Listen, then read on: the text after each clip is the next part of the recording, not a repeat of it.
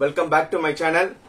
2025 February மாசம் அண்ணா university போன வருஷம் கவுன்சிலிங்ல சேர்ந்த ஸ்டூடெண்ட்ஸ்க்கு பிப்ரவரி 12ஆம் தேதி அவங்களுடைய வாழ்க்கையில எழுத போற முதல் செமஸ்டர் எக்ஸாமினேஷன். சோ இதுக்கான வீடியோ நம்ம 2 வீடியோ போட்டிருந்தோம். இந்த 2 வீடியோக்கு அவ்வளவு ரெஸ்பான்ஸ். அதே மாதிரி இந்த வீடியோஸ் நம்ம தெரிஞ்ச எல்லா பிரின்சிபால்ஸ் குரூப்ஸ்க்கும் ஷேர் பண்ணும்போது நிறைய பிரின்சிபால் போன் பண்ணி சார் கரெக்டான நேரத்துல இந்த வீடியோஸ் நீங்க போட்டிருக்கீங்க, ரொம்ப யூஸ்ஃபுல்லா இருக்கு, இன்னும் நீங்க நிறைய வீடியோஸ் பசங்களுக்கு போடுங்க. ஏன்னா ஸ்கூலிங்ல இருந்து அவங்க காலேஜ் வர்றாங்க. சோ அதனால அவங்களுடைய 2 எக்ஸாமினேஷன்ஸ் பேட்டர்ன் எப்படி பிஹேவ் பண்ணும், சோ இது எல்லாமே உங்க வீடியோல கிளியரா இருந்தது. இன்னொரு வீடியோ அவங்களுக்கு ஓவராலா நீங்க ஒரு வீடியோ போடுங்க சொன்னனால நான் எக்ஸாமுக்கு முன்னாடி இந்த வீடியோ எல்லாருமே ஸ்கிப் பண்ணாம, நான் மறுபடியும் சொல்றேன், இந்த வீடியோ ஸ்கிப் பண்ணாம பாருங்க. நீங்க ஹை ஸ்கோர் எடுக்கிறதுக்கும் முக்கியமா அரியர் இல்லாம உங்க பேப்பர் கிளியர் பண்றதுக்கு ரொம்ப யூஸ்ஃபுல்லா இருக்கும். ஏன்னா இன்ஜினியரிங்ல நீங்க டாப்ஸ் கம்பெனில நீங்க ஒரு 3-4 வருஷம் கழிச்சு நீங்க வேலைக்கு போகும்போது இன்டர்வியூல அவங்க ஃபர்ஸ்ட் சொல்ற கண்டிஷன் என்னன்னா no history of arrear. Arrear இல்லாத பசங்க தான் எங்களுக்கு வேணும்னு சொல்லி அவங்க ஃபர்ஸ்ட் டிமாண்டே பெரிய பெரிய கம்பெனி வைக்கிறது நோ ஹிஸ்டரி ஆஃப் அரியர். அதே மாதிரி சிஜிபிஏ அவங்க 8 சிஜிபிஏக்கு மேல இருந்தா மட்டும்தான் அவங்க பெரிய கம்பெனி அவங்க இன்டர்வியூல உங்களை உட்கார வைக்கிறாங்க. சோ அதனால நீங்க அரியர் இல்லாம போகணும், at a same time high ஸ்கோரும் நீங்க எடுக்கணும். சோ இதுக்கான இந்த வீடியோ, நீங்க இந்த வீடியோ ஃபுல்லா பாருங்க. எல்லா ஸ்டூடெண்ட்ஸ் நீங்க நல்லபடியா எக்ஸாமினேஷன் ப்ரிப்பேர் பண்ணிருப்பீங்க.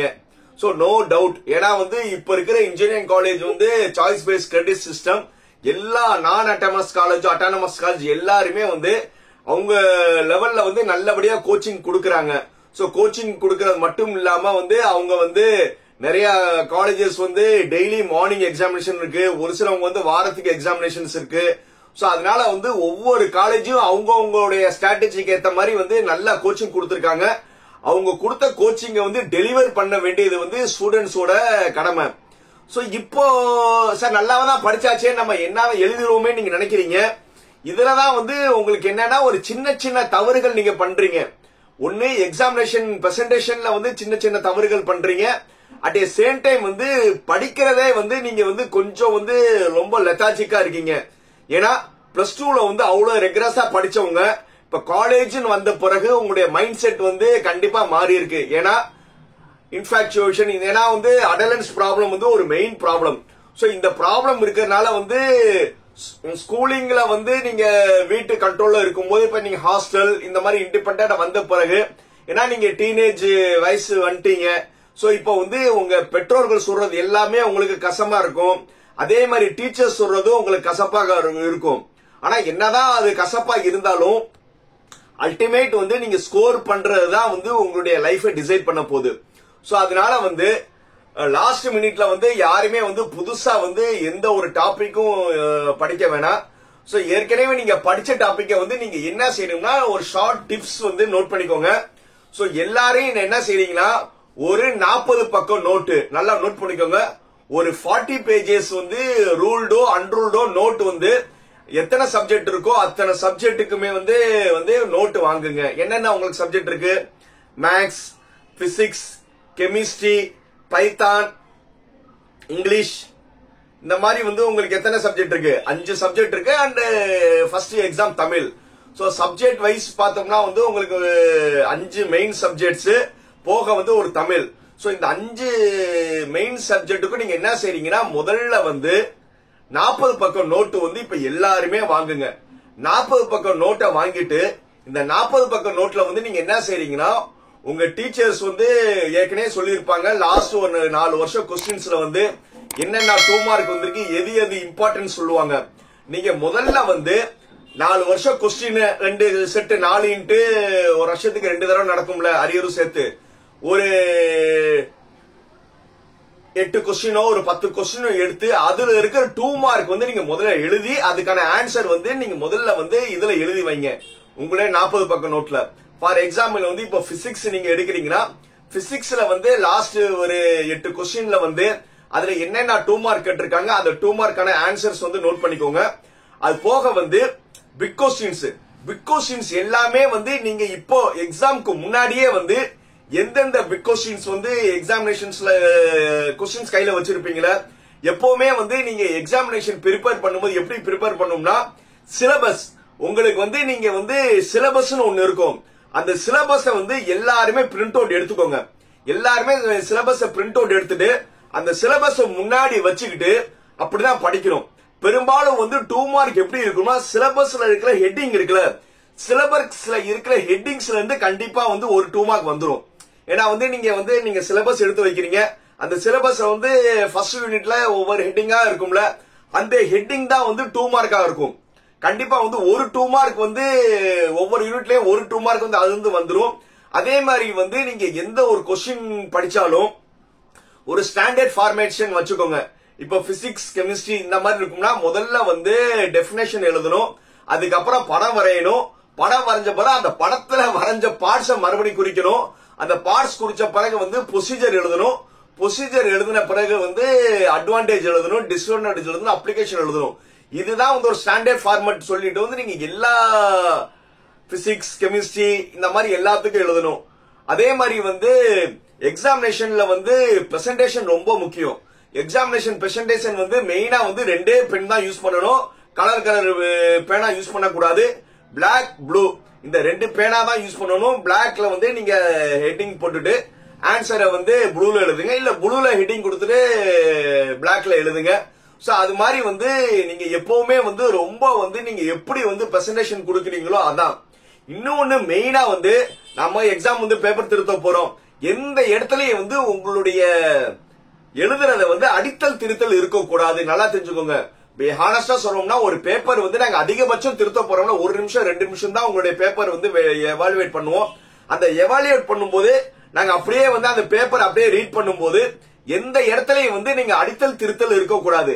நீங்க அடித்தல் போட்டீங்கன்னா எங்களுடைய கண்ணு வந்து ஆட்டோமேட்டிக்கா வந்து எதுக்கு இந்த பையன் அடிச்சிருக்கான்னு சொல்லி எங்களுடைய கண்ணு வந்து அந்த பேப்பரை நோக்கி போகும். சோ அதனால வந்து நீங்க அடித்தல் திருத்தல் எல்லாம் எழுதுங்க. சப்போஸ் வந்து நீங்க தப்பா எழுதிட்டாலும் விட்டுருங்க, அடிக்காதீங்க, அப்படியே அடுத்த வேர்டு எழுதி போயிட்டே இருங்க. ஏன்னா வந்து நம்ம வேல்யூவேஷன்ஸ் இதே சொல்லியாச்சு. அது போக வந்து மெயினா வந்து பாயிண்டா தான் எழுதணும். சோ அதுக்கான டெமோ வந்து நான் ஏற்கனவே ஒரு வீடியோ வந்து உங்களுக்கு போட்டிருக்கேன். பட் அந்த ஆன்சர் ஷீட் நம்ம எப்படி எழுதணும்னு அந்த வீடியோவை நான் இதுல கூட நான் வந்து பின்னாடி வந்து அட்டாச் பண்றேன். அந்த இதை வந்து ஃபுல்லா பாருங்க. அதே மாதிரி வந்து ஒரு பிக் கொஸ்டின்ஸ் எப்படி இருக்கணும்னா ஒரு புது பேஜ்ல தான் ஆரம்பிக்கணும். எப்பவுமே வந்து ஃபார் எக்ஸாம்பிள் வந்து இப்ப டைரி இது ஆன்சர் ஷீட் வச்சீங்கன்னா இந்த இடத்துல வந்து நீங்க ஒரு பிக் கொஸ்டின்ஸ் ஆரம்பிச்சு ஃபுல்லா வந்து நீங்க என்ன செய்யணும், ஒரு 4 பக்கம் எழுதுறீங்கன்னா என்ன செய்யணும்னா இதுல இருந்து ஆரம்பிச்சு அப் டு இதுவரை எழுதணும். எந்த இடத்துலயும் வந்து உங்க ஆன்சரை வந்து பாதியில நீங்க இதோட முடிச்சிட்டீங்கன்னா பரவாயில்ல, அடுத்த கொஸ்டின் வந்து ஒரு புது பேஜ்ல இருந்து ஆரம்பிக்க. நடுவுல வந்து ஒரு புது கொஸ்டினை எப்பவுமே ஆரம்பிக்காதீங்க. அதே மாதிரி வந்து கொஸ்டின் நம்பர் வந்து எழுத ரொம்ப முக்கியம். அந்த கொஸ்டின் நம்பர் வந்து மார்ஜினுக்கு வெளியே தான் எழுதணும். நம்ம ஏற்கனவே அந்த அடுத்தாப்புல உங்களுக்கு வீடியோல இருக்கும், அது உங்களுக்கு கிளியரா புரியும். அதே மாதிரி வந்து நீங்க வந்து எனிஹாவ் வந்து நீங்க என்ன செய்யணும்னா 5 பிக் கொஸ்டின்ஸ் எழுதியே ஆகணும். புரியுதா? நீங்க நிறைய பேர் என்ன செய்றீங்கன்னா வந்து நீங்க பிக் கொஸ்டின்ஸ் வந்து ஒரு 3 தான் எனக்கு தெரியும், 3 மட்டும் எழுதினா போதும் அப்படின்னு நினைக்கிறீங்க. நீங்க 3 எழுதின பிறகு வந்து உங்களுக்கு கண்டிப்பா வந்து ஒரு 1 மணி நேரம் 1.5 மணி நேரம் சும்மா தான் ஹால்ல உட்கார போறீங்க. சோ அதனால வந்து முடிந்த வரை வந்து நீங்க என்ன செய்றீங்கன்னா ஒரு 2 யூனிட்ல வந்து உங்களுக்கு உண்மையிலே தெரியலையா நல்லா யோசிச்சு பார்த்து அதுக்கு ரிலவெண்டா ஏதாவது எழுதுங்க. புரியுதா? நீங்க அந்த ரிலவெண்டா ஏதாவது எழுதுறீங்கன்னா ஒரு 2-3 பக்கம் நீங்க எழுதுறீங்கன்னா யாருமே வந்து எவாலுவேட்டர் வந்து உங்களுக்கு 0 மார்க் எல்லாம் போட மாட்டாங்க. ஏதோ வந்து ஒரு 4 மார்க் 5 மார்க் போட்டு அப்படி வந்தாலும் உங்களுக்கு ஒரு 10 மார்க் கூடிரும். அதே மாதிரி 2 மார்க் வந்து எனக்கு தெரிஞ்ச 2 மார்க் தான் எழுதுவேன்னு சொல்லி இல்லாம எல்லா 2 மார்க் எழுதுறீங்க. முதல்ல எழுதும் போது வந்து 2 மார்க் தெரிஞ்சாதான் எழுதி முடிச்சுட்டு பிகாஸ் எழுதி முடிச்சிருங்க. 2 மார்க் வந்து தனி பேஜ் தான் இருக்கும். அந்த 2 மார்க் தனி பேஜ்ல இருக்கும்போது லாஸ்ட் ஒரு 10 to 15 மினிட்ஸ் வந்து நீங்க 2 மார்க்ல வந்து எழுதுங்க. ஏன்னா வந்து எப்பவுமே வந்து நீங்க வந்து ஒரு பாஸ் ஆகுறது ஃபெயில் ஆகுறது வந்து உங்களை டிசைட் பண்ண போது 2 மார்க் தான். ஏன்னா எவாலுவேட்டர் வந்து யாருமே வந்து அவ்வளவு கண்ணிங் யாருமே கிடையாது. உங்களுக்கு ஃபெயில் ஆகுன்னு யாரும் நினைக்க மாட்டாங்க. இந்த நியர் அபவுட் வந்து 45 மார்க் நீங்க பாஸ் ஆகணும்னா நீங்க நியர் அபவுட் வந்து ஒரு 38-40 கிட்டக்க வந்துட்டீங்கன்னா முடிஞ்ச வரை வந்து எல்லாருமே வந்து இந்த பையனை இந்த பொண்ணை வந்து எப்படியா பாஸ் பண்ண வைக்கணும் தான் நினைக்கிறோம். நீங்க அதுக்கு என்ன செஞ்சிருக்கணும்னா பேப்பர்ல எழுதி இருக்கணும். நீங்க பேப்பர்ல எதுவுமே இல்லைன்னா வந்து நம்ம என்ன செய்ய முடியாது. எதுவுமே ஏதோ வந்து 1 மார்க்கோ பிக் கொஸ்டின்ஸ்ல வந்து ஏதோ 1 மார்க் 2 மார்க் கூட போடணும்னு நினைச்சாலும் நீங்க வந்து ரிலவெண்டா வந்து ஆன்சர் ஷீட்ல எழுதி இருக்கணும். நீங்க எதுவுமே எழுதலன்னா வந்து இந்த மாதிரி பண்ண முடியாது. அதனால வந்து தயவு செய்து எல்லாருமே வந்து 10 2 மார்க் எழுதுங்க. அது ரைட்டோ தப்போ 10 2 மார்க் வந்து நீங்க எழுதியே ஆகணும். அதே மாதிரி வந்து பிக் கொஸ்டின்ஸ் வந்து முதல்ல வந்து நீங்க தெரிஞ்ச ஒரு 3 கொஸ்டின் 4 கொஸ்டின் நல்லபடியா எழுதி முடிச்சுட்டு அதுக்கப்புறம் வந்து உங்களுக்கு வந்து எது தெரியலையோ ஒரு ஓரளவு அந்த கொஸ்டின்ஸ்க்கு ரிலவெண்டா வந்து மிச்சம் தெரியாத கொஸ்டின்ஸ் எழுதிருங்க. ஆனா எக்காரணத்தை கொட்டும் எந்த கொஸ்டின் விட்டு வராதீங்க. சோ நான் படிக்கும் போது வந்து நீங்க சிலபஸை எடுத்து வச்சு படிங்கன்னு சொல்லியிருக்கேன். சிலபஸ் எடுத்து வச்சு படிக்கிறதுனால இன்னொரு அட்வான்டேஜ் என்னன்னா இது வந்து நீங்க வந்து ஒரு 3 யூனிட் நல்லபடியா ப்ரிப்பேர் பண்ணிட்டீங்க. நல்லா தெரிஞ்சுக்கோங்க. ஒரு 3 யூனிட் வந்து நல்லா படிச்சிருக்கீங்க. நான் 2 யூனிட் வந்து நான் அந்த அளவுக்கு படிக்கல, நான் பாஸ் ஆகணும் ஒரு கண்டிஷன் இருக்கும்போது நீங்க எந்த யூனிட் அதிகமா நீங்க படிக்கலையோ அந்த 2 யூனிட்ல வந்து நீங்க சிலபஸ் எடுத்து வச்சிருக்கீங்கன்னா ஆஃப் 2 ஆஃபா இருக்கும். நீங்க 2 ஆஃபா பிரிச்சு வந்து ஃபர்ஸ்ட் ஹாஃப்ல கண்டிப்பா ஒன்னு படிச்சிருங்க. புரியுதா? நீங்க சிலபஸ் எடுங்க. இப்ப 3வது யூனிட் வந்து நீங்க படிக்கல, 3வது யூனிட்ல வந்து அந்த யூனிட்ல வந்து ஒரு 20 கண்டென்ட் இருக்குன்னா அது 2 ஆஃபா பிரிங்க. இனி ஒரு ஆஃப்ல வந்து உங்களுக்கு ஒரு கொஸ்டின்ஸ் பிக் கொஸ்டின்ஸ் வந்துடும், இன்னொரு ஆஃப்ல வந்து மேக்ஸிமம் அப்படிதான் இருக்கும். சோ அதனால வந்து லாஸ்ட் மினிட்ல வந்து நீங்க எதுவுமே வந்து படிக்காம போறதுக்கு அட்லீஸ்ட் வந்து ஒரு ஆஃபாவது நீங்க படிச்சுட்டு போங்க. அப்படி ஒரு ஆஃப் படிச்சாலும் நீங்க எய்தர் ஆர் தான் வந்து உங்களுக்கு பிக் கொஸ்டின்ஸ் கண்டிப்பா ஒரு கொஸ்டின்ஸ் நீங்க அட்டென்ட் பண்ற மாதிரி இருக்கும். இன்னொன்னு வந்து மேஜர் வந்து நம்ம மேல் பிராக்டிக்ஸ் பத்தி சொல்லியிருக்கோம். மெயினா வந்து இங்கிலீஷ் எக்ஸாமினேஷன்ல பாத்தீங்கன்னா எஸ்ஏ எழுதும் போது தெரியாம வந்து உங்க பேரு உங்களுடைய ரிஜிஸ்டர் நம்பர் உங்க காலேஜ் நேம்ல எழுதிருவீங்க. இந்த மாதிரிலாம் எழுதினியா உங்க மேல் பிராக்டிக்ஸ்ல புக் பண்ணிடுவாங்க. சோ அதனால வந்து இந்த மிஸ்டேக் யாருமே பண்ணாதீங்க. அதே மாதிரி வந்து எக்ஸாமினேஷன் முடிஞ்சவன வந்து அவங்க என்ன சொல்லுவாங்கன்னா எவ்வளவு டோட்டல் பேஜ் வந்து எழுத சொல்லுவாங்க. அந்த டோட்டல் பேஜ் வந்து ஃப்ரண்ட் பேஜ்ல எழுதணும். அந்த நீங்க முதல்ல வந்து ஃபில் பண்றது வந்து நீங்க எத்தனை கொஸ்டின் எழுதுறீங்க டிக் அடிக்கிறதெல்லாம் வந்து ஒரு 3 இடத்துல பண்ற மாதிரி இருக்கும். சோ அதனால வந்து ஒரு லாஸ்ட் 5 மினிட்ஸ் வந்து இது ஃபில் பண்றதுக்காக வந்து நீங்க வச்சுக்கோங்க. அது போக வந்து மெயினா படிக்கிறதுலதான் வந்து மேஜர் உங்களுக்கு ப்ராப்ளம் இருக்கு. நான் படிக்கிறது வந்து உங்களுக்கு வந்து நிறைய ஷார்ட் கட் சொல்றேன். முதல்ல வந்து நான் 40 பக்கம் நோட்ல வந்து என்ன சொல்லியிருக்கேன், எல்லாமே வந்து 2 மார்க் எல்லாமே எழுதி வச்சிருங்க. அதே மாதிரி வந்து பிக் கொஸ்டின்ஸ்ல வந்து முக்கியமான பாயிண்ட்ஸ் அதே 40 பக்கம் நோட்ல வந்து கண்டிப்பா வந்து பிக் கொஸ்டின்ஸ்லாம் வந்து பெரும்பாலும் வந்து ரிப்பீட்டட் தான் அதிகமா வரும். ஒவ்வொரு யூனிட்லயும் வந்து நீங்க ஒரு 4-7-8 கொஸ்டின்ஸ் நீங்க எடுத்து பாத்தீங்கன்னா அதிகமா ரிப்பீட்டட் இருக்கும்.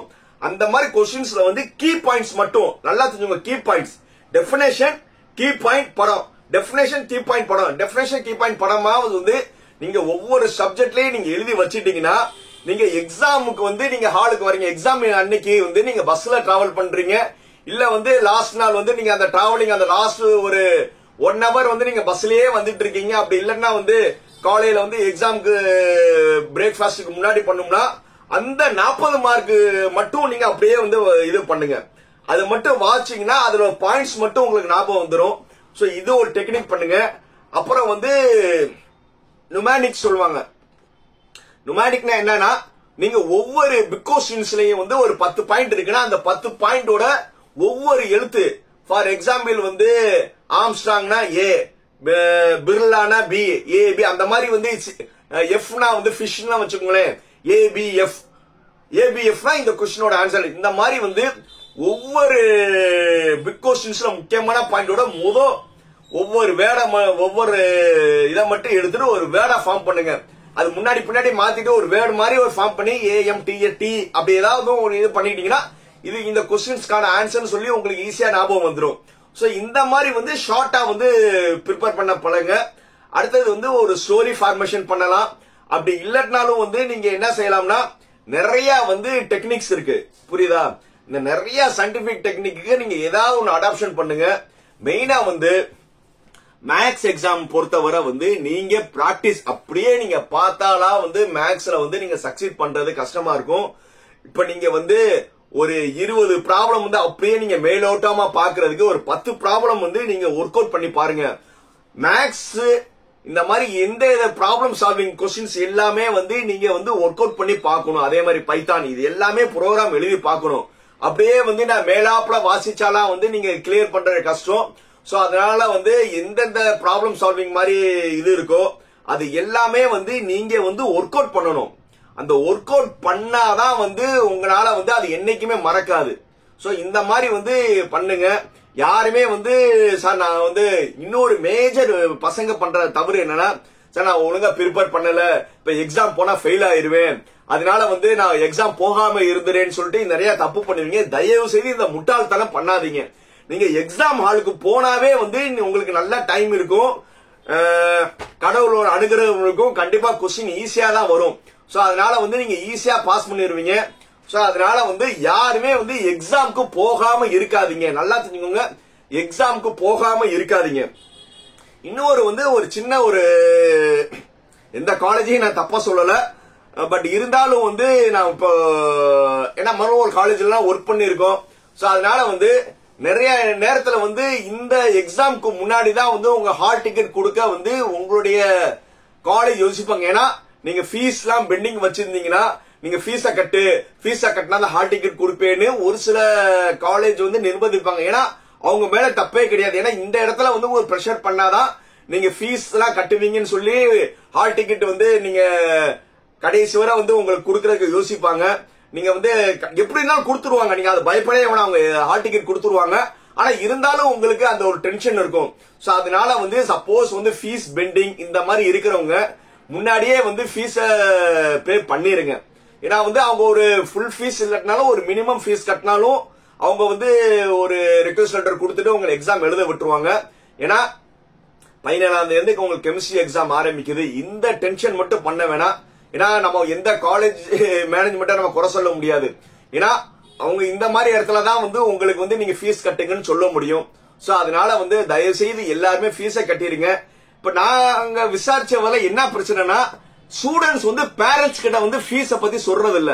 ஏன்னா வந்து எல்லா ஸ்டூடெண்ட் வந்து பேரண்ட்ஸ் கிட்ட வந்து ஃபீஸ பத்தி சொல்லாம சொல்லுவோம், அப்புறம் பாத்துக்குறோம், அப்படியே பாத்துக்கிறோம்னு நீங்க வந்து உங்க பேரண்ட்ஸ் கிட்ட வந்து கன்வே பண்றது இல்ல. நீங்க பேரண்ட்ஸ் கிட்ட வந்து முன்னாடியே சொல்லிட்டீங்கன்னா அவங்க வந்து ஃபீஸ் வந்து கட்டலட்னா அவங்க ஏற்பாடு பண்ணிடுவாங்க. சோ அதனால முன்னாடியே வந்து இந்த மாதிரி இஷ்யூஸ் இருக்கிறவங்க வந்து உங்க பேரண்ட்ஸ் கிட்ட இன்டிமேட் பண்ணிருங்க. கண்டிப்பா வந்து லாஸ்ட் மினிட் டென்ஷன் இல்லாம எக்ஸாம் ஹாலுக்கு மைண்ட் ஃப்ரீயா போங்க. கண்டிப்பா வந்து எல்லாருமே வந்து கிளியர் ஆயிருவீங்க. இந்த வீடியோ பாக்குறவங்க எல்லாருமே வந்து 100% பாஸ் ஆயிருவீங்க. இது என்னுடைய பிளஸிங்கா கூட வச்சுக்கோங்க. போக வந்து உங்களுடைய ஹார்ட் ஒர்க் நிறைய இருக்கு. கண்டிப்பா வந்து நீங்க எல்லாருமே வந்து 100% பாஸ் ஆயிருவீங்க. இந்த வீடியோ பிடிச்சிருக்கா? அப்ப என்ன செய்யணும்? Like, comment, share, subscribe. கண்டிப்பா வந்து இந்த வீடியோ வந்து உங்களுடைய ஃப்ரெண்ட்ஸ் எல்லாத்துக்கும் ஷேர் பண்ணுங்க. கண்டிப்பா வந்து என்னுடைய பிளஸிங், உங்களுடைய ஹார்ட் ஒர்க் கண்டிப்பா 100% ரிசல்ட் கொடுக்கும். பாய்.